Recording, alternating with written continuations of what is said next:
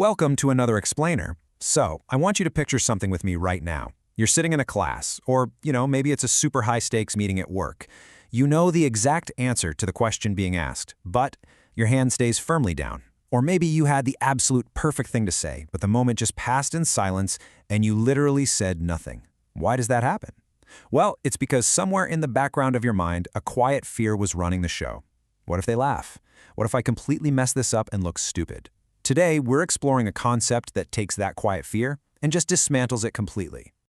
Okay, let's dive into this. What if you feared absolutely nothing? Not rejection, not failure, and definitely not what other people think of you. Psychologists actually have a term for this incredibly rare, super powerful mindset. They call it dark confidence. Basically, it represents a version of yourself that answers to absolutely no one but itself. And the whole goal of our explainer today is to figure out exactly how to completely erase that hesitation that's been holding you back. But before we can build that up, we kind of have to tear something down first. Here's a really tough reality check. Most of what you call confidence right now, it's a total lie. The confidence you think you have is likely just a fragile illusion. I mean, think about it. It's incredibly easy to feel like you're on top of the world when circumstances are totally going your way, right?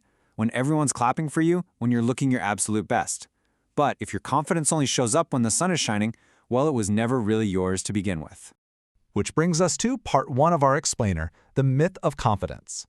This is where we really need to look at why our deeply held societal beliefs about what makes someone confident actually set us up for massive anxiety and honestly, inevitable failure. We call this borrowed confidence. It's basically a temporary feeling of self-assurance that only appears when you're being validated, like when you're getting straight A's or winning a game. On the surface, sure, that seems totally fine, but it's nothing more than a side effect of your current environment. And the problem with side effects? They never last.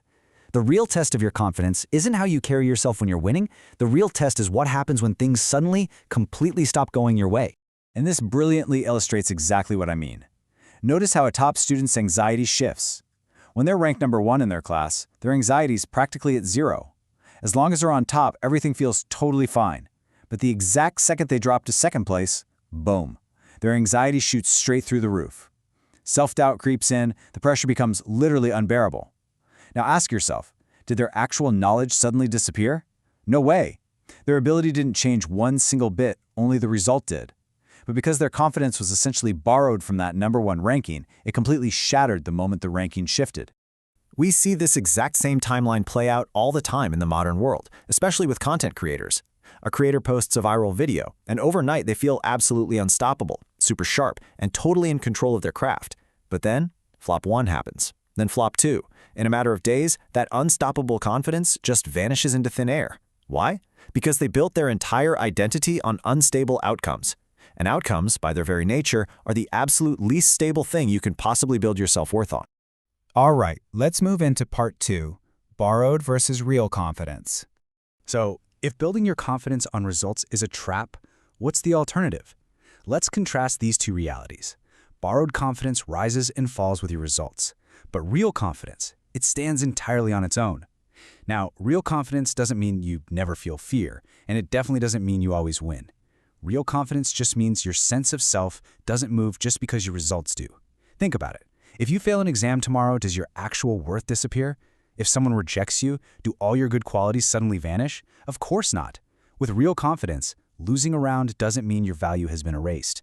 Win, and you're fine. Lose, and you know what? You're still fine. Which leads us to part 3, the first pattern, equal ground. Now that we've cleared away the illusion, let's start building the reality. This is where dark confidence actually begins to form. We're going to break this down into specific patterns, starting with completely dismantling the mental habit of constantly ranking the people around you. So, the absolute first step is this. Stop placing people above you in your own mind. Now, I want to be super clear here. This is not about becoming arrogant or, looking down on people. It simply means you stop making someone else so important in your head that you actually start to feel small next to them. When you put someone on a pedestal, you stop being yourself and you start performing.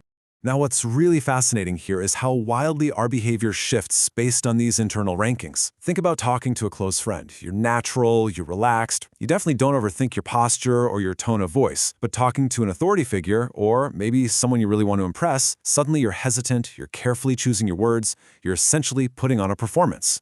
Why? Because you quietly place that person above yourself. And the second you do that, your brain secretly starts scoring every single reaction they give you. A smile from them makes your confidence spike, indifference makes it totally collapse. You aren't being fake, you've just started performing to prove your worth in that interaction. So, how do we actually stop performing? Well, next time you feel nervous talking to someone, try using this super practical toolkit, the outward focus trick. Step 1. The moment the conversation starts, shift your attention completely off yourself and outward onto them. Step 2. Ask a genuine question. Step 3. Actually listen to the answer. And Step 4. Pull a follow-up question directly out of what they just said. You see, hesitation is born when your focus turns inward, when you're constantly worrying about how you look, what you're going to say next, or if you'll mess up. But the instant you shift outward to genuinely understand that other person, all that hesitation naturally dissolves. Stop trying to act confident. Just keep the conversation moving forward. Moving right along to part 4, the second pattern, acceptance. There is this massive misconception out there that unshakable confidence means you're some kind of robot who doesn't feel anything at all. But people with dark confidence are entirely human. They still feel embarrassment. Rejection still hurts. They absolutely feel the sting of failure and the sheer frustration of being misunderstood. The profound difference isn't that they somehow magically avoid these feelings. The difference is that they've already accepted ahead of time that people will judge them. The very thing most people spend their entire lives trying to avoid, they have already made peace with as a possibility. Let's see how this builds using a really practical metaphor. Imagine two boxers stepping into the exact same ring. Boxer 1 is silently hoping for a clean fight. He doesn't want to get hit, he's expecting perfect control. Now Boxer 2, he's already accepted that he's going to take some punches, that his balance might get shaken up, and things might get really ugly. Now, reality delivers a hit. Boxer 1 takes a punch, his perfect expectation breaks, and his confidence immediately cracks. But Boxer 2 takes that exact same punch, and his confidence stays exactly where it was. Why? Because he had already made room for that outcome before it even happened. Dark confidence is moving forward despite knowing the hit is coming. And that brings us to a harsh but honestly very liberating truth. You cannot control other people's judgment. Period. This isn't just about boxing. It plays out in literally every corner of life. The day you share an opinion, some people are going to disagree.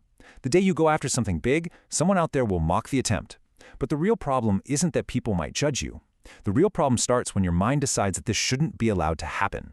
When you try to make absolutely sure no one ever rejects you or misunderstands you, you're pouring all your energy into controlling something that was never in your control to begin with. And that is exactly what creates deep, deep instability. All right, as we wrap things up, let's look at part 5, building your dark confidence. So how do we take all these concepts, the outward focus, the acceptance of the hit, dismantling that borrowed confidence, and actually apply this mindset shift to our daily lives?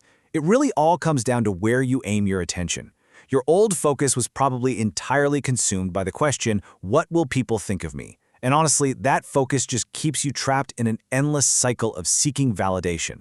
The new focus is simply, what do I actually need to do?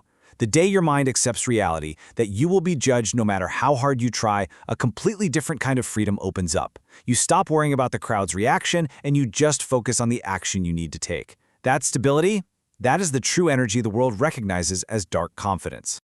So the crucial point to remember is this. Results can shift, but who you are isn't something a single result gets to decide. Your intrinsic identity, your core value as a human being, is absolutely not up for debate every time you take a test, post a video, or start a conversation. Once you really internalize this, other people's reactions stop being the judge and jury of your self-worth. Dark confidence was never about putting on a performance. It's always been about training your mind. I want to leave you with this final, truly provocative question. If your worth isn't tied to your results, whose reactions are currently deciding it? I urge you not to just watch this explainer and move on with your day. Really sit with this question. Observe your own behavior tomorrow. Notice when you shrink. Notice when you start performing for others. Because the mindset only actually changes once the knowledge shows up in your behavior, not just in your head. Thanks so much for learning with me today, and I'll catch you in the next explainer.